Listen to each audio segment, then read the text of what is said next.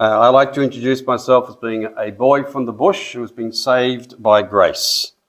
You may not be a boy from the bush, but we're all saved by grace. Okay, and that's our common factor. So yes, we've just been given an introduction to an extremely sad situation. And it's hard in the sense for me to be able to disengage from that and engage in another subject.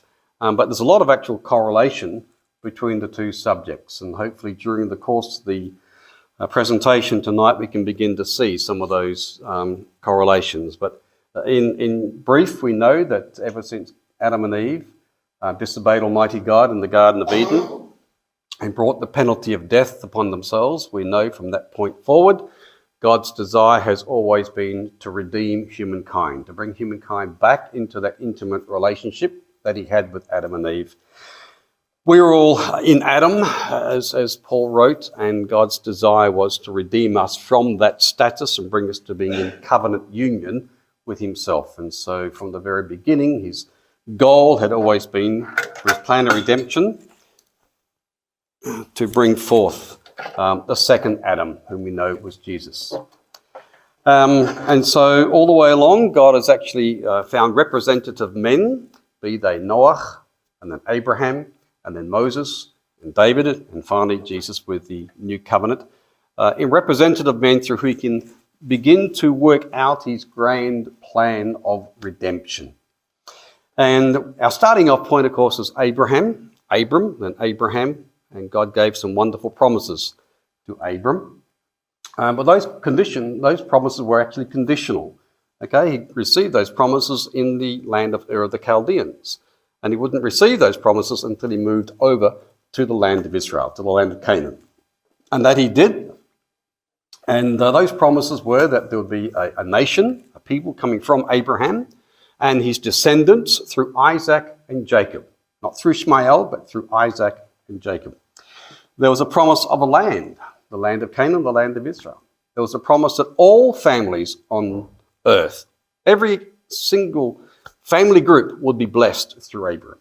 But there's also the fact that if you did not, let's say, work with Abraham, if you opposed Abraham, if you did not bless Abraham, you would be cursed. If you blessed him, you would be blessed, and if you didn't, you would be cursed. Okay, so there's a very, very important aspect there as well. So people have to take note of their relationship to Abraham and his descendants through Isaac and Jacob. So there were those wonderful promises. And of course, in the fullness of time, we have Jesus coming and he institutes the new covenant.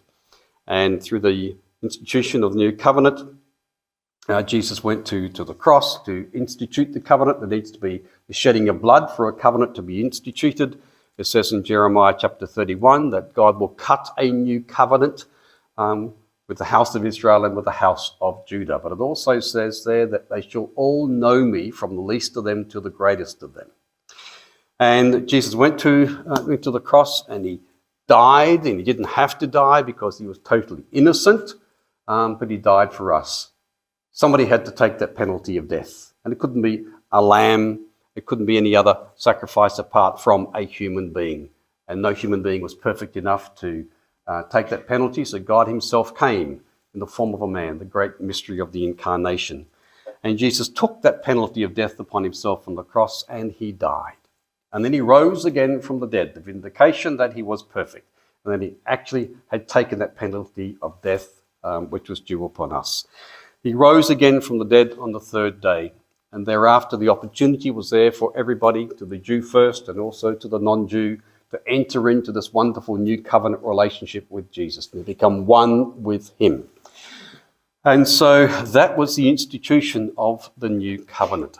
And initially, of course, this message went to the Jew first, and a person has to make up their own mind if they want to transfer their allegiance from being in Adam to being in covenant union with Jesus. There's no compulsion, it's up to every individual.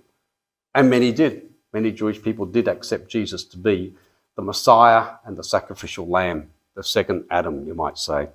And so many people entered into covenant union with Jesus. That's why those words that Jesus spoke at the Passover meal are so important. This is the blood of the new covenant, which is shed for you and for many for the forgiveness of sins. Then that message later went out to the Gentiles. God's great plan of redemption was instituted. And all the way from the very beginning, from the time that Adam and Eve were deceived in the Garden of Eden, there has been an usurper, there has been a deceiver, there has been an adversary that's always wanted to thwart God's plans and purposes for humankind. And this adversary, of course, is going to attack anything and anyone who is associated with Almighty God. And so we see this being worked out through history, that the people of God, the people who have entered into this covenant union with Jesus, have been attacked by the adversary. But we also see that those who are the physical descendants of Abraham, Isaac, and Jacob are always continually attacked also. And we see this all the way through history.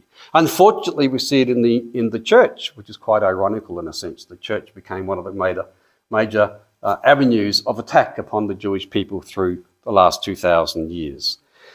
Now, that scripture in Jeremiah says, "They shall all know me, from the least of them to the greatest of them." And that certainly did not happen in the first century. Luke said those wonderful words, or wrote those wonderful words from Simeon, that the light, Jesus shall be a light to the Gentiles and the glory of thy people Israel. Well, there's never been a time in history when the people of Israel, or that Jesus was the glory of the people of Israel. So there's still a time for the fulfillment of those wonderful words from Jeremiah and from Simeon. And there will come a time in history, known only by the Father. There shall come a time in history, and it might be sooner than we think perhaps, that all Israel shall be saved. Okay? That whatever that really means, but it means a great number of Jewish people will come into that intimate relationship with the Lord, that Israel shall be the glory, or Jesus shall be the glory of thy people Israel. And at that time, of course, the great adversary will be locked away. Now you can imagine that there's going to be a lot of pressure upon all those who are in covenant relationship with the Lord, all those who have some relationship with the God of Abraham, Isaac, and Jacob. You can well imagine there's going to be a lot of pressure and opposition against anyone who has this relationship with Almighty God from the adversary. Ever since Jesus came, but particularly so now as we're getting closer and closer to the return of the Lord.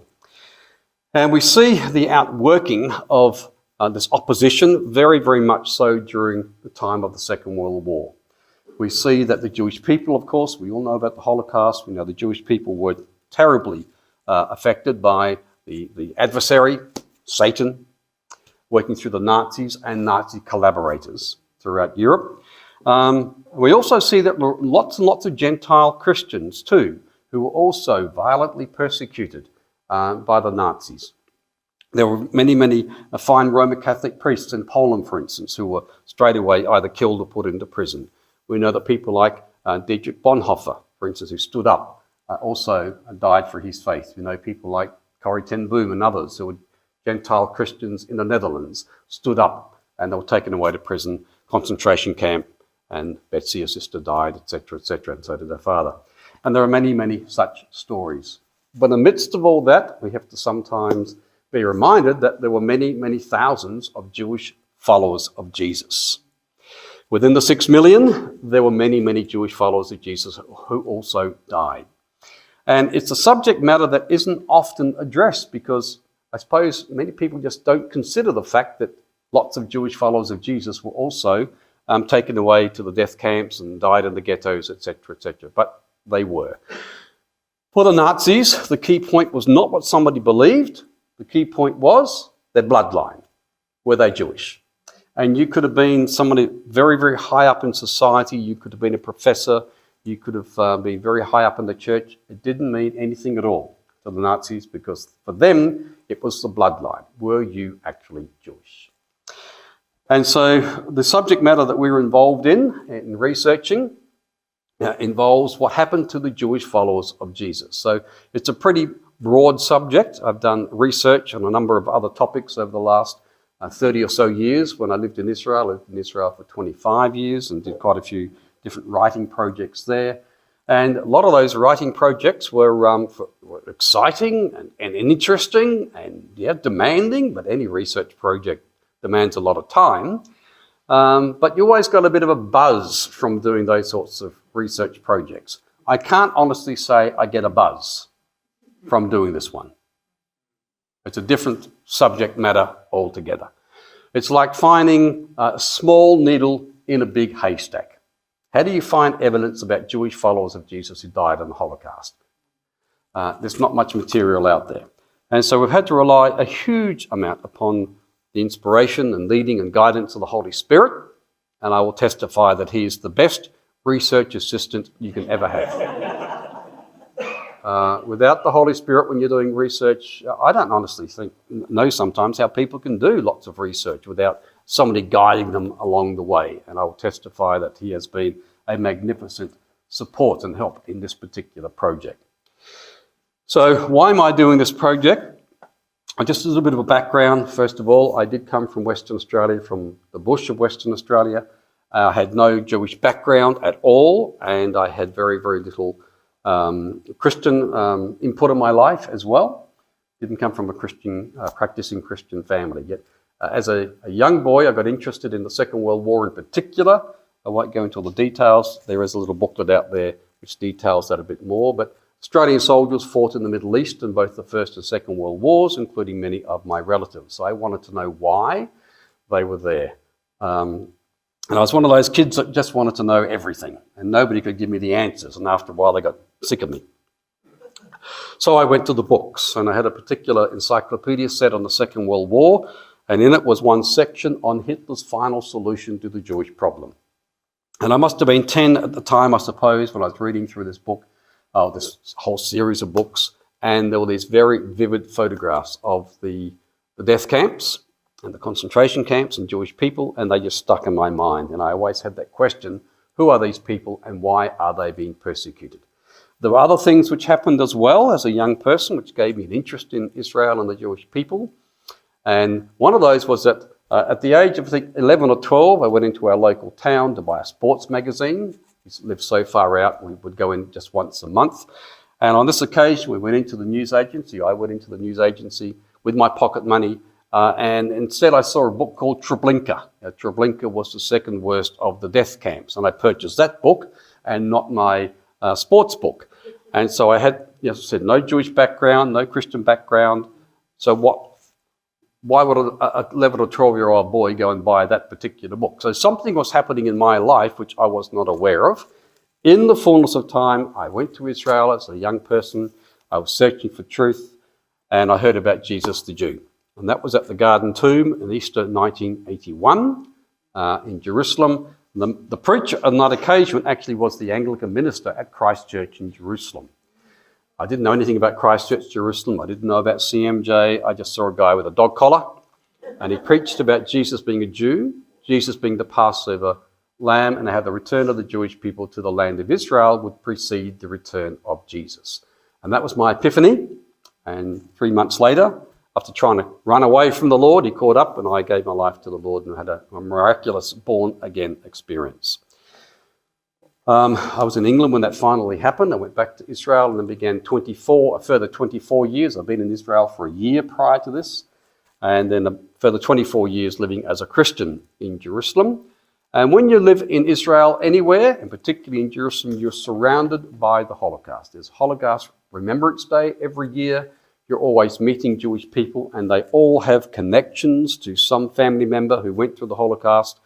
And they're reminded about it. It's part of the, you might say, the DNA of the Jewish people. It's always there. It's always there in their education. It's in the back of their mind. And so the Holocaust is always a factor. And one particular time I looked after a gentleman who had been beaten by the Nazis in the time of Kristallnacht. I looked after him for a number of months. And then I worked in a hospital, a psychiatric and geriatric hospital. And I actually used to work a bit in the ward where there were lots of Holocaust survivors. So there's lots of that hands-on experience as well. But I know that in those years, there was always a certain barrier. There was always sort of a line in the sand that I was never willing to step over when it came to the Holocaust. Because beyond that line, you just knew that it was such a deep and heavy subject. So you could go to Yad Vashem, you could go to the Holocaust Museum, you could get some exposure by reading or talking to people, but I always felt I drew a line in the sand. I didn't want to go any further. And all that changed in 2018 I'd actually been involved in a big, very, very big research project spanning several decades, actually, and that was climaxed in 2017. And after that had all finished, I sensed the Lord just impressing upon me very strongly that I'd finished. He said, Kelvin, that's it, job done in that area of research. And I said, okay, well, what's next? And I was one of those people, I just had to have a project to work on. And then I began to go through all the things I'd been interested in as a kid.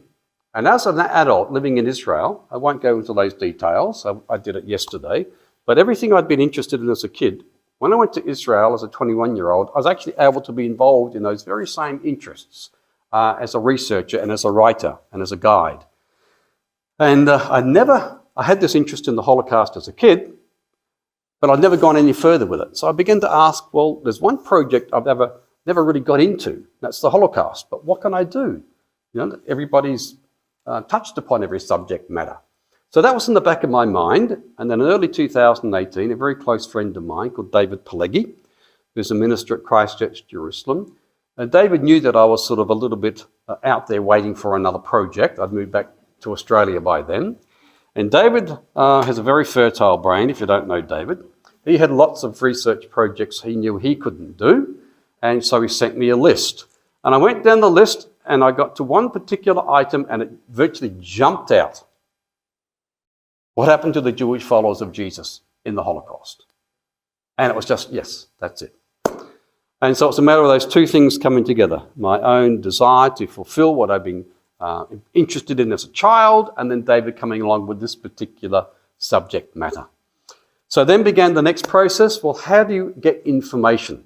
And lo and behold, I began to realize, or to remember, I had certain books stuck away. Some were still in boxes I hadn't unpacked since I'd left Israel. So that was a few years before. And so I said, yeah, I know there's a book, Joy Cometh in the Morning, written by a guy called Rachmiel Friedland, okay, who was a Jewish follower of Jesus in Poland, survived, and later came here as a Messianic rabbi. And I said, I've got it somewhere. Where is it? And lo and behold, I found it. And that was the beginning point. And then I knew I had a couple of other resources there. I'd once interviewed some people in Poland when I was writing a CMJ's history book. And they had been in Poland during the time of the Second World War. I'd also met on one occasion a guy called Philip Joch. And his father had been a guy called Jacob Joch, who had led a large congregation, a CMJ congregation in Warsaw during the war, or before the war, sorry. He was out of Warsaw when the war began. And I remember this man's father, Basil Joch, had died in the Holocaust, and so I began to find materials that I'd actually researched on many years before. So suddenly, I'd say it's the Holy Spirit was helping me to remember certain things and certain bits of information. So you begin to get those pieces of information together, and then you have the access to the internet now, which you never had in the past, and you begin to type in a few things and materials start to come. So suddenly, from nowhere, you begin to get some material. But still, it was a small needle in a big haystack.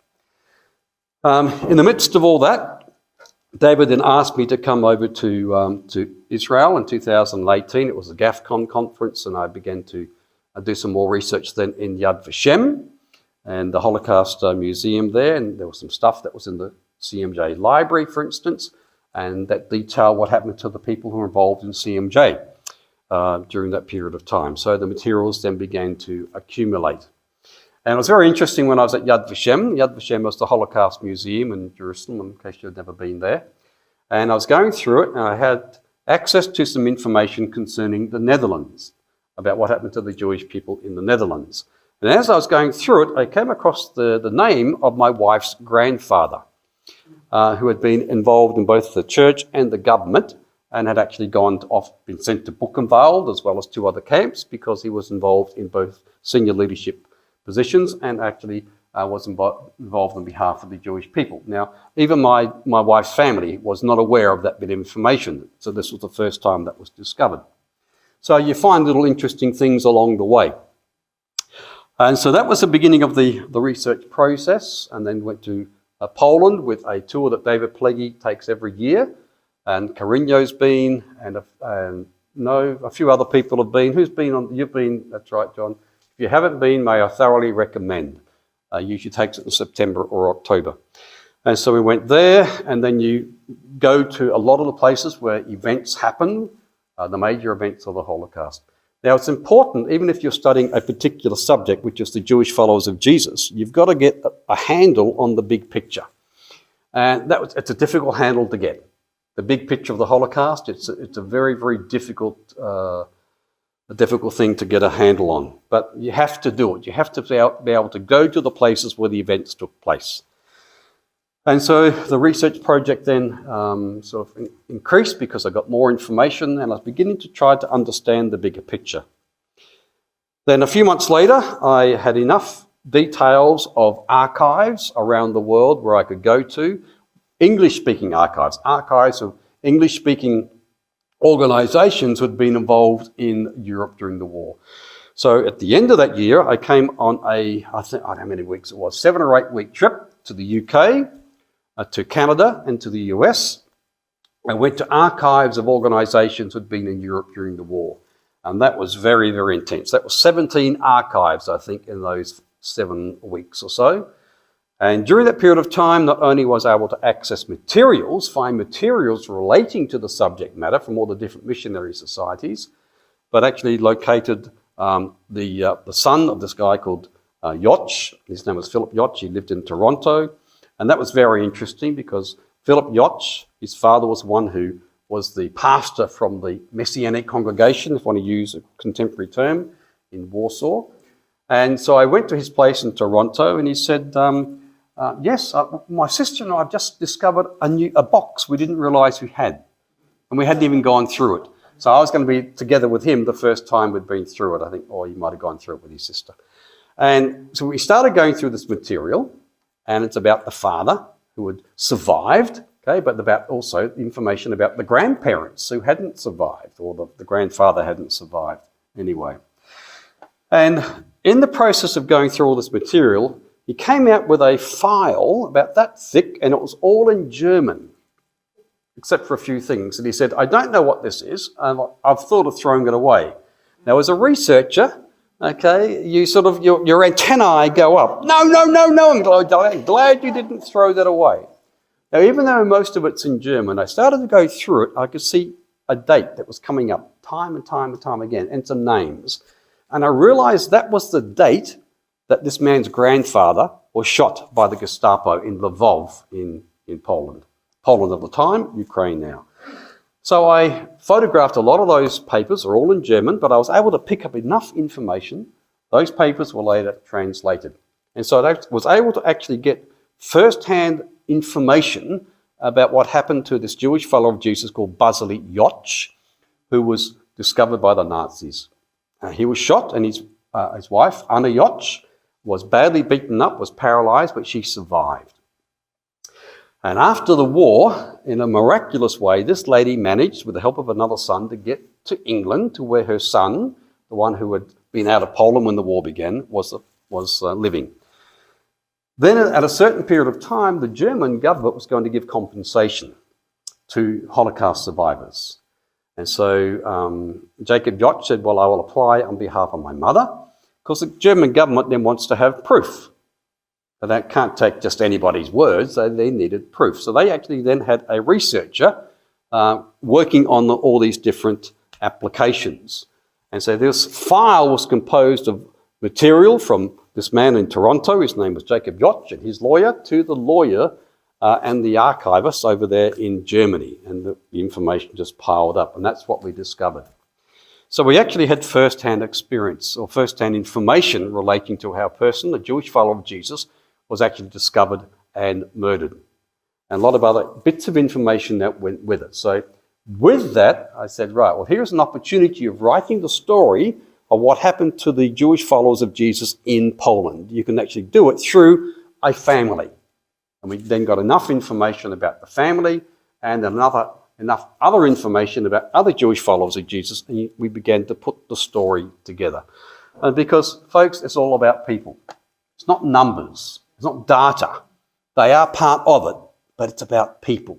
And you have to read the story of a family, an individual, if you really want to grasp what this is all about. These were ordinary people. They were Jewish, 100% Jewish according to the Nuremberg laws. Yet, because they were Jewish, they were destined for death. And that's the terrible, sad part of the story. So that's the thing about the Joch family is quite amazing because they were hidden. When the Germans invaded the Soviet Union in 1941, because they knew that they were 100% Jewish according to the Nuremberg laws, all 4 grandparents were Jewish. And so what they decided was that Basili, okay, you know a person's Jewish if he's a male. You don't know if a person's Jewish if they're a female. You do a body search and you know a person's Jewish if they're a male. So they realised, okay, so he has to be hidden. And so he was hidden in a woodshed for 2.5 years by a sympathetic Gentile Christian. Anna, the wife, she spoke fluent Polish. She's 100% Jewish. So she stayed in the house, and the house was then billeted out to German soldiers. They were actually billeted in the house. She was allowed to have the kitchen.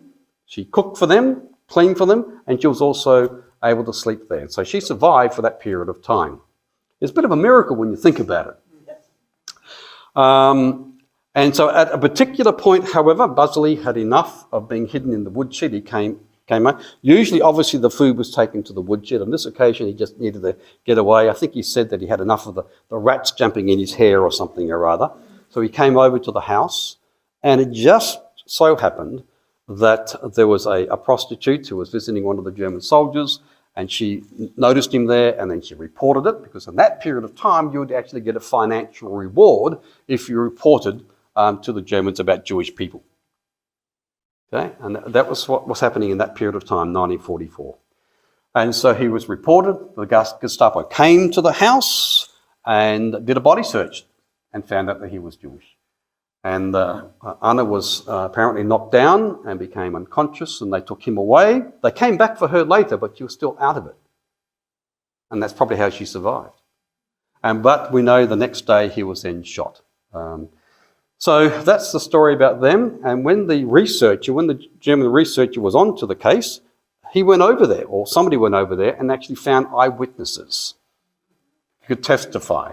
The fact that they knew this couple was Jewish and had been there in this particular time, and Basili was arrested and shot, and so on and so forth. So that's quite an amazing story, but it's one story amongst many. But we don't have many stories of those who died. We have a few testimonies like this because one survived. So that's just one little aspect of the Joch family. They are representative. In my opinion, they are representative of a much larger number of Jewish followers of Jesus in Poland. We will never, I don't believe we will ever get all the data, all the details, all the names, etc., but we know that there were tens of thousands.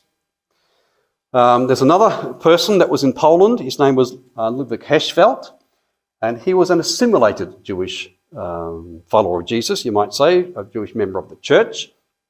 And his case is a bit different, because many of the Jewish people in that period of time, if they wanted to get up in society, they had to convert and be baptized and become part of the local church in order to get on, to get a new job, to get a good job. Okay? And so they were assimilated. And after a while, most of those people sort of lost contact with the Jewish community, and they were assimilated into the church. And some of those people, if they were second, third generation, and I'll get to that again in a minute, they might not have even known they were Jewish. But the authorities knew. So as far as Ludwig Hirschfeld was concerned, he went off up to be very, very highly involved in the academia as a scientist. And he went to Heidelberg University, etc., etc. And then one occasion, and after the Germans had taken over Warsaw and began to put people into the ghetto, he got a knock on the door. And they said, Professor, or Mr. Hirschfeld, yes, you're coming with us. Where are we going? To the ghetto. Well, why am I going to the ghetto? Because you're Jewish. Now, he was very involved, well, not that involved. He wasn't very involved then, but he was involved in the Catholic Church. But it was just nominal, basically. So he went to the ghetto. He was there for some time with his wife, and his young daughter wasn't so well. And he actually testified that he became to understand a lot more about what it means to be involved in the church because he was in the ghetto. Because they put all the Jewish Christians together, virtually they had to come together, one particular church, and the Jewish community itself also ostracized themselves from the Jewish followers of Jesus. So you've got these Jewish followers of Jesus, on many occasions they're ostracised from the rest of the Jewish community, and of course all of them are ostracised from the Gentile community. So the Jewish followers of Jesus are doubly ostracised. But he survived. They managed to get him out. And he was able to write his story. And thankfully we have that story because a lot of information otherwise would not be available to us. So there's just a couple of little stories from the Polish situation. And in the Buzzing Anayot's book, you'll see a lot of those little aspects coming in. Now, the whole subject matter of Jewish followers of Jesus is a very contentious one. You can imagine from within the Jewish community. They might sort of either not want to hear about it or might say, well, there was a few converts. And we have to say, no, there weren't a few. There were tens of thousands. We know there were tens of thousands. Exactly how many, I don't think we'll ever know. But I think we can quite legitimately say there were tens of thousands. Anyhow, so a lot of those people who were involved in the church, Jewish people who were involved in the church, were from different, you might say, types or different groups. And I found out there were about 7 different groups that would be classified, but the Nazis classified Jewish people involved in the church as non-Aryan Christians. Now, an Aryan, okay, was a person who was German, Nordic, Caucasian, fit the bill, okay? So a non-Aryan is a person who's not in that category. So these were Jewish people, so they're non-Aryan, but they're involved in the church. Okay, so they're called non-Aryan Christian. That was their official designation. We would call them Jewish Christians, Hebrew Christians, they could be called converts, etc., etc. So you have, I felt, have come to determine at least 7 groups. Okay, so when somebody says about Jewish people in the church, you'd have to say, well, which particular type are you talking about? So the first group would be those who had a genuine experience with the Lord. Born again, we might say. Born again Jewish followers of Jesus. And we know there were many of those before the war. There was a whole congregation of them in Warsaw, for instance, the CMJ congregation called the Emmanuel Church. Well over 100 adult members of that particular congregation. And it wasn't isolated. There was a congregation in Berlin. There were others spread all over the place. Bucharest, Iași in eastern Romania. A whole lot of different places. There were large congregations of Jewish followers of Jesus. But there were also many, many, many, many more who were spread out in congregations. Roman Catholic, Greek Orthodox, Greek Catholic, Protestant, Lutheran, Orthodox, Reformed, all over Europe. There was 1 or 2 in every congregation, or many congregations anyway. A lot of those were true, born-again Jewish people, had an experience of the Lord. And so that's one particular group. Then there's those who were converted and baptized for socio-economic reasons. I alluded to this just a while ago with Professor Ludwig Hirschfeld, for instance. In that period of time, the only way a Jewish person could get a particular job would actually to become a part of the society, which meant a part of the church. So you would convert and be baptized. And so these obviously were secular Jewish people in the first instance. If they were Orthodox, they wouldn't have done this, so they're sort of secular, and they then became a part of the church. Now, as they're going through the catechism, who knows what happened in the heart? Perhaps they might have been convicted that Jesus is truly the Messiah of Israel. Some may very well have happened, according to that. But the vast majority probably were just members of the church. And they might have got baptized and had their name in the baptismal record, but then they might not have had anything else to do with the life of the church. And they might have just become sort of assimilated people in a secular Polish society or German society. That's the second group, and that's a fairly large group. Then you have the children and the grandchildren of that group and the other group. And actually, no, that's number 4. Let's get to number 3. The third group are those who actually were baptized, converted and baptized because they were marrying a Gentile spouse, a Gentile or a Christian spouse. And so you'd have to go through the catechism, be baptized, so you could become a Roman Catholic or a Greek Orthodox, a Lutheran, so you could actually then marry the one you loved in the church. So that's the third category. Now then, the fourth category are the children and grandchildren of those first 3. So who's to say, for instance, if somebody had a genuine faith in Jesus as Messiah, that your children and your grandchildren are going to follow along? In some instances, it might have happened. In our own society, it happens as well, right? So who's to say that the children and grandchildren of those three previous groups were going to follow on and be heavily involved in the church? They might not have been. So that's the fourth group. And it's probably a very, very large group as well. So that's before the war. So already you're beginning to see that there's probably a large number of people who will be classified as non-Aryan Christians. Okay, they're involved. They're on the registry somehow. They're registered in the church, but they're not actually involved, or they might be involved. This is before the war. Then the war begins, and you've got a big, big problem, because the Nazis had their ways of finding out who was Jewish and who wasn't Jewish. And so country by country, wherever they went to, they would then find out who was involved in the Jewish community and begin to actually single them out. So if you and I were in that situation, what would we want to do? Let's be honest. What would we want to do if we were in that situation? Wouldn't we want to survive? How are we going to survive? What's the best way of surviving? You can't leave because they closed all the doors around Europe. One of the best ways is to become part of the church. Okay, and so they would go to the church and say, can I be baptized and become a member of the church? Thinking, of course, in many cases, this was actually going to be a let-out clause. They would actually be able to do that. Now, in some churches, they allowed that. Okay, there was a Roman Catholic church, I think it was in Lyon. The Anglican church in Christchurch, called Christchurch in Vienna, also did the same thing. Now, in most situations, if not all situations, they would have had a catechism. Okay, and many times they really, speeded up the catechism, the teaching, so that person actually had some idea of what it was before they were handed over the baptismal certificate. So quite a few people obviously were able to do this, and at the end of it, some people survived, others did not. But that's another group. So a sixth group are the children. In many cases, children were put into Christian institutions or with Christian families. And so that those children assimilated into the new environment, they would have gone through baptism, probably, or some form of Christian catechism, so that they could actually know the terminology. So if the Germans came around and they said a particular word, well, everybody else would know it except for the Jewish child, unless that Jewish child had been educated. And so that's another category. And the final one is those Jewish people who actually came to an individual relationship with the Lord during the war. And we know that there are quite a few people in that category as well. One particular person, his name was Ernest Casuto. He was a totally assimilated Dutch Jew before the war. Totally assimilated.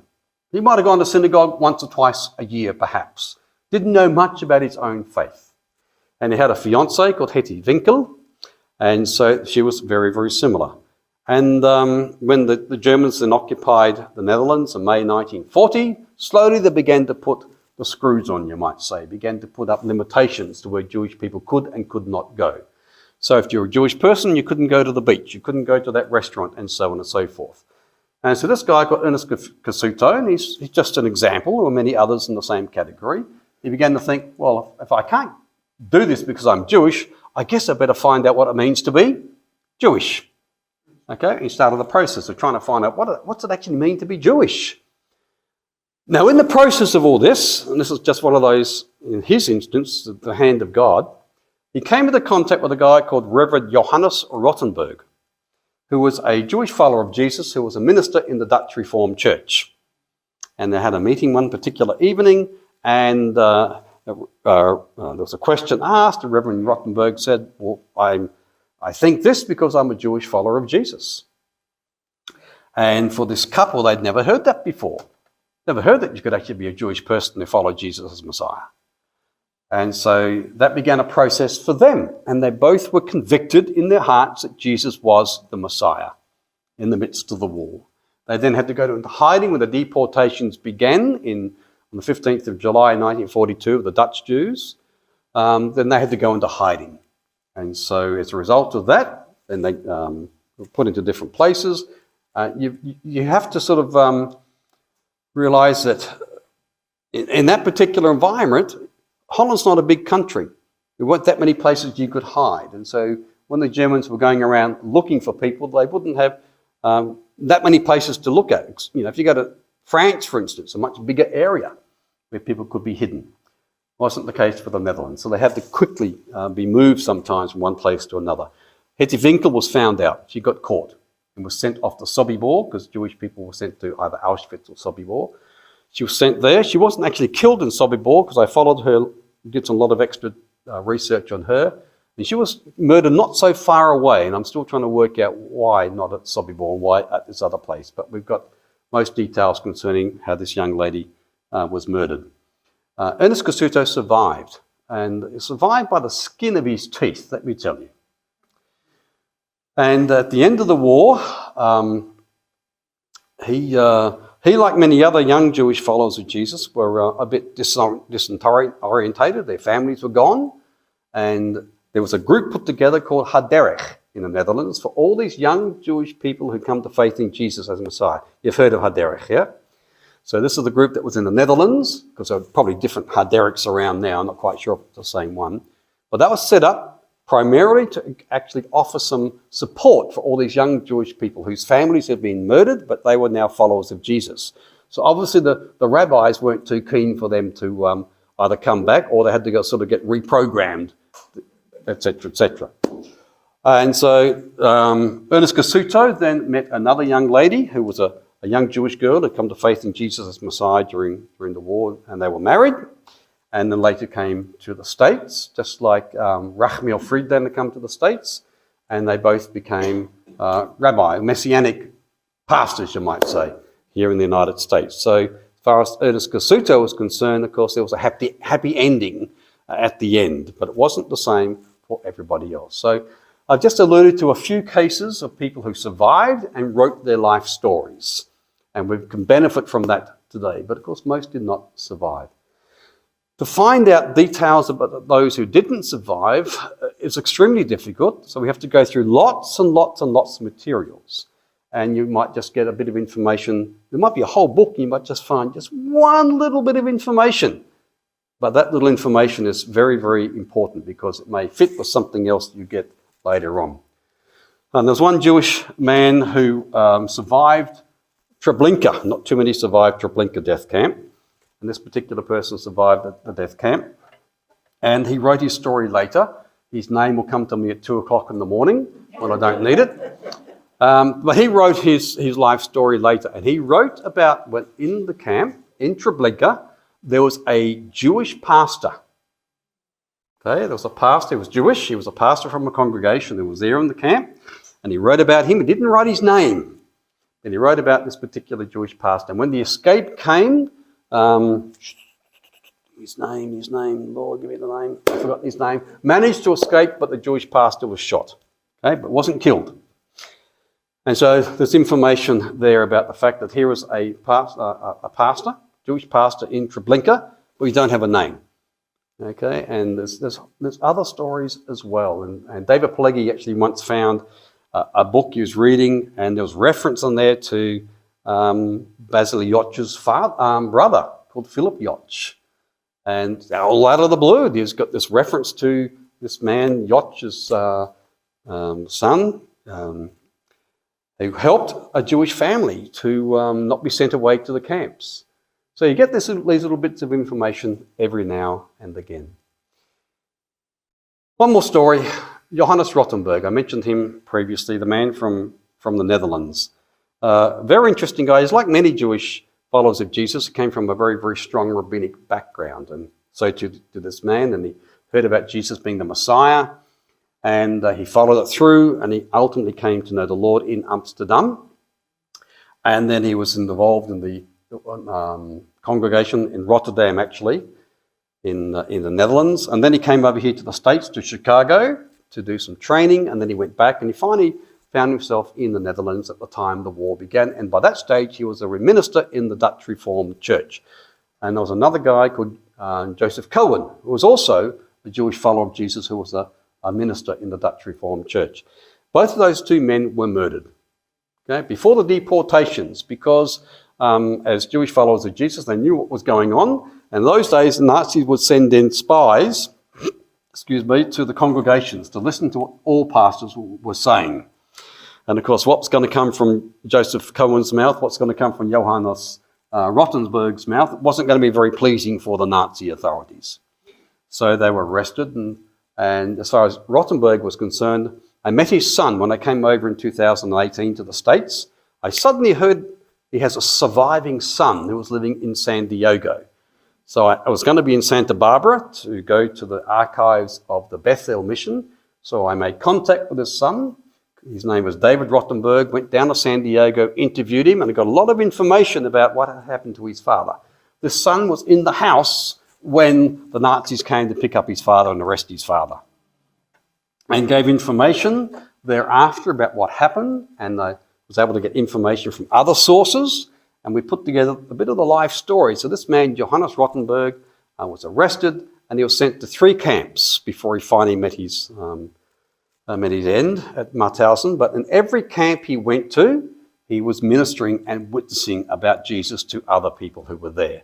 One place called Amersfoort Camp, he was told very, very plainly, you cannot have any services here. What did he do? He went and had services and got beaten up in the process. He was then sent to Buchenwald, and seemingly he did the same there. And then he was sent to a place called Mauthausen, and that was a labour camp. Nobody survived Mauthausen. No Jewish people. Very, very few survived Mauthausen. They worked you to death. That was in Austria. And we have testimony that he led 2 Jewish people to faith in Jesus as Messiah while he was at Mauthausen. He would not have been there very long because with the work they gave to them, they died very shortly after they arrived. So that's Johannes Rottenberg from the Netherlands. And there are some other testimonies as well. There's a lady called Edith Stein, for instance. You might have heard of Edith Stein. She became a saint in the Roman Catholic Church. In the Netherlands, the Nazis sort of gave the deportation orders out, and the Roman Catholic Archbishop Johannes de Jong, opposed the deportation of all Jewish people. And I won't go into all the details. This material is written in the book Jewish Christians in the Netherlands. But Johannes de Jong made a very, very bold stand against the deportation of any Jewish people. The Nazi commander of the Netherlands, his name was Seyss-Inquart, Arthur Seyss-Inquart, said, right, we'll show you who's boss here. And so they decided they were going to immediately arrest all the Jewish Catholics. And there were hundreds of them. And 113 were then murdered in Auschwitz in the space of a few days in August of 1942. And ultimately, many of the Jewish Catholics in the Netherlands were murdered. Many of the Protestants were protected by the Orthodox Church. The Reformed Church. So that's what happened. So Johannes de Jong, in my opinion, is just one of those magnificent people who made a bold stand. But it was very difficult for him later when he knew that many of his congregants were murdered because of a stance that he had taken. But Edith Stein and a few others as well, they accepted the fate that was going to befall them. And she was a person who apparently just shone the light of Jesus when she was on the way to, first of all, Westerbork camp and then on to Auschwitz. And there are many such testimonies.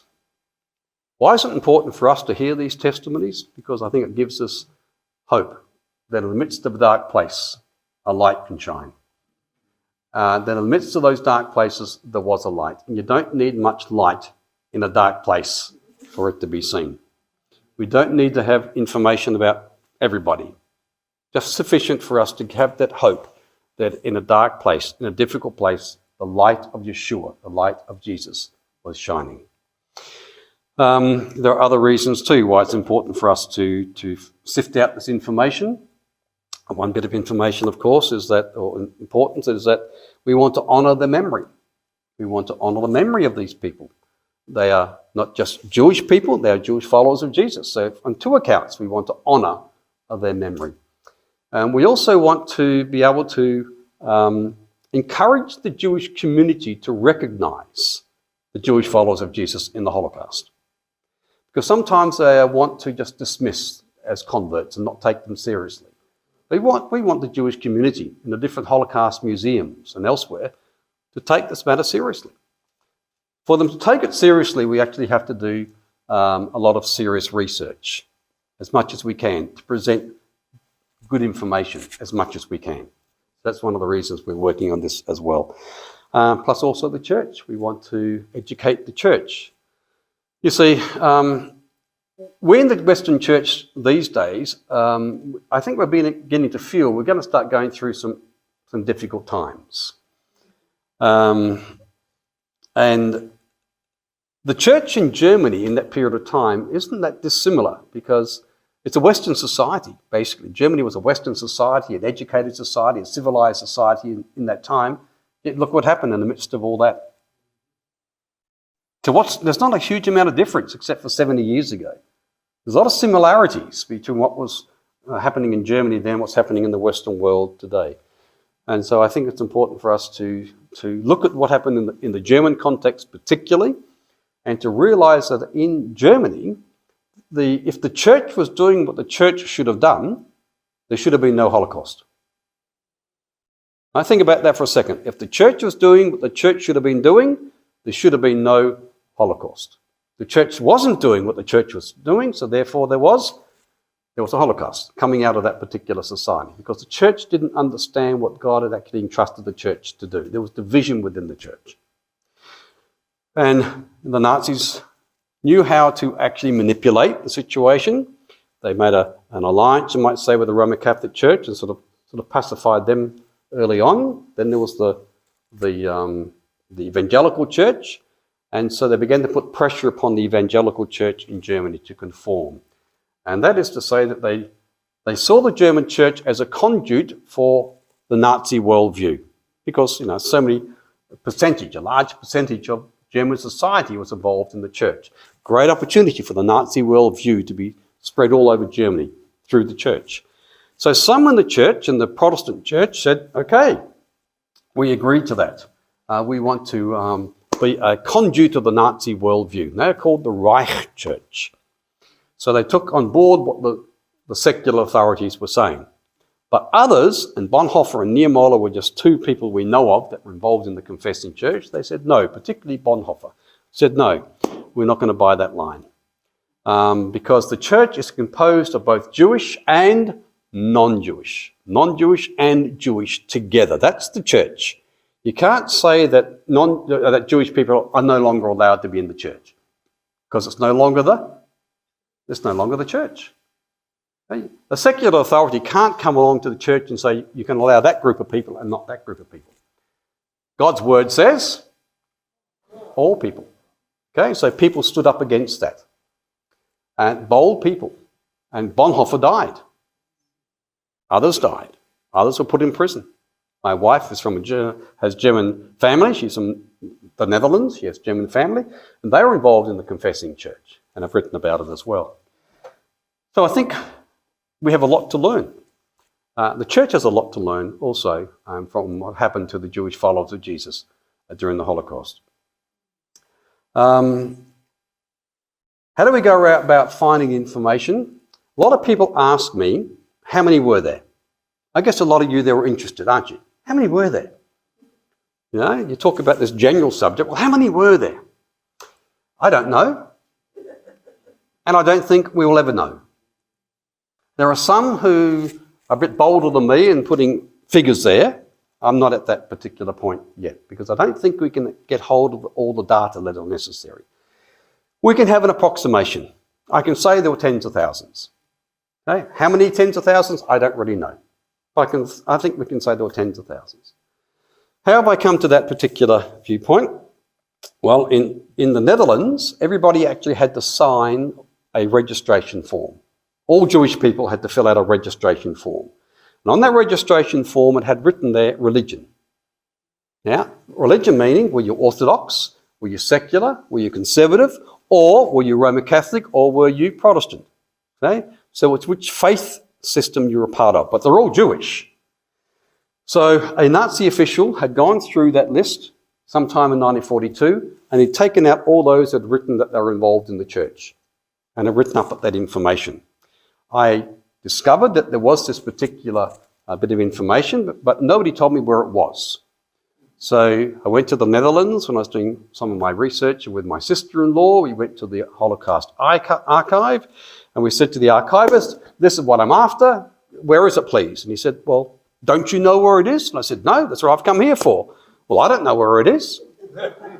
So we went to a secondary source to find where the primary source was, and we found another secondary source. We went to that secondary source, and guess what? He didn't tell us where the primary source was. He said he got it from there. It was just, you're bunny rabbiting. Nobody gave me the information about where the primary source was to be located.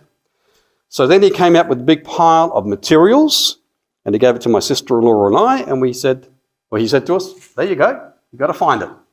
So he started going through it.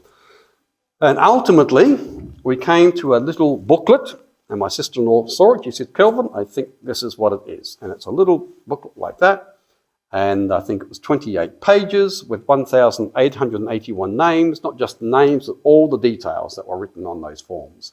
We weren't allowed to photograph it, we weren't allowed to photocopy it. So I had to get my laptop. And then my brother-in-law came with his laptop, and my daughter came over. We were there for 5 days writing out all this information. With that information, I then had to cross-check with the data from the Holocaust Museum and the data from the Jewish Museum itself, which spoke of all those who were sent away to the camps. So that took a long, long time to come down to the point where we got 430 names of Jewish followers of Jesus or Jewish people who were involved in the church who were known to have been murdered in the Holocaust. Now, more than likely, it was more. Okay? We will never know exactly how many, but that's a starting point. But look, it took a long time to get to that particular point. Then I knew that in Belgium, there was also registration forms, but nobody had gone through them before. So if I was going to get the data, I had to do the research myself. So I spent 9 days last year at the Holocaust Museum in Mechelen in Belgium, went through 45,000 registration forms. And some of those registration forms were 2 or 3 pages. That was over 100,000 pages. My eyes had to sort of, you get conditioned to going over quick. You had to write down the information, then had to go back later, and then I had to then photograph it on the screenshot it, okay, and all that sort of stuff. Then had to go and take that information back and then compare it to the deportation lists, because not everybody who was deported was necessarily murdered. So we had the deportation list of all those who were sent away from this place called Mechelen. And then I got that information, and then I had to go to the Yad Vashem database and then work out how many of those were murdered and how many survived. That itself took a long time. And so we came up with 80 names that we can verify that who were involved in the church from the Belgium who actually died. More than likely, again, it's more. Then I don't really know, for instance, how many of those 80 or 430 from the Netherlands were born again, were involved in the church, and etc., etc. I don't know which one of those groups they were from. But I have found evidence of one particular person who was released from Theresienstadt camp, and she was a person whose entire family had got a baptismal certificate. Okay? And with that baptismal certificate, they were able to actually be spared. When she got to Switzerland, she threw that baptismal certificate away. It was no longer of any use to her.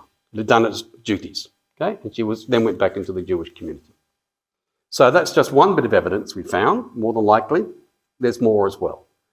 Okay? And so she comes from that particular category of those who actually received the baptismal certificate during the war.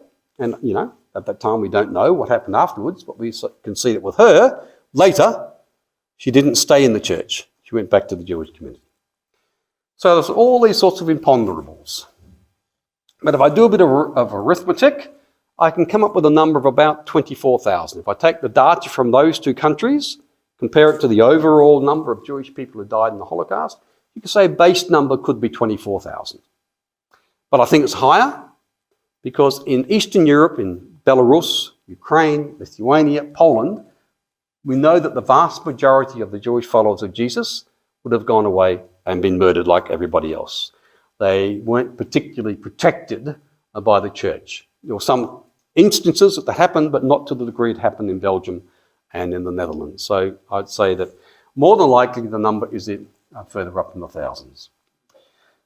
So that's just some of the background information about this issue of Jewish followers of Jesus in the Holocaust. I want to finish up with one other particular point also that concerns the Holocaust, because you're probably getting tired of me speaking by now. And that is, it fits into a much bigger picture. We've got to understand as much as we can the principles of the Holocaust, because those principles are still out there today. Jeremiah wrote in Jeremiah chapter 17:9, he said, "The heart is evil above all things and desperately wicked. Who can understand it?" That's what's behind the Holocaust. It was the heart of man. It's people who did not understand the principles of God, did not have a relationship with God, did not want to accept anything from the God of Abraham, Isaac, and Jacob, and want to destroy anything that had to do with the God of Abraham, Isaac, and Jacob. That same principle is out there today. And that's what happened. That's what's behind what happened on the 7th of October. Okay? It's the heart of man. And our goal has to be to do what Jeremiah spoke about in Jeremiah chapter 36. Okay? That the hearts of, he's talking about Israel, but it means everybody. The hearts of humankind have to be changed from hearts of stone to hearts of flesh, and have the Spirit of the living God living within them. Folks, that is what sort of innocence drives me in many ways, is to be able to gather this information and realise that, yes, it's a terrible part of history, but it can very easily happen again. It happened because an entire society was conditioned in a certain way. Education was not as it should have been, even within the church. Okay? What's our task today? Our task is to educate. Our task is to bring people back to the Scriptures and very, very clearly bring out the principles of the Scriptures. And God's desire is that all people everywhere would repent and come to believe in the one whom He raised from the dead. And that is a message which is for the Jew first and also for the non-Jew. Now, Philip and Carino are involved in the ministry of CMJ here in the USA. 2 people. Okay, and there are other ministries, chosen people are represented here.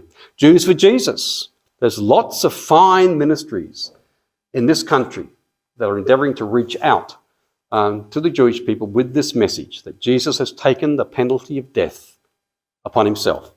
He's died in place of us, that we can be set free from the prison of sin and death. But these people can't reach everybody. But you may be able to. You've got Jewish people who might be living in your street close by. You might be working with them. You might be able to introduce them to Jesus. How you introduce Jesus to them, of course, is a very, very important factor. Some of the methodologies that have been used in the past might not be relevant for today. So I'd advise you to come and see Philip and Carino and anybody else that's involved in Jewish ministry and just ask, well, how can I introduce my Jewish neighbour to Jesus being the Messiah?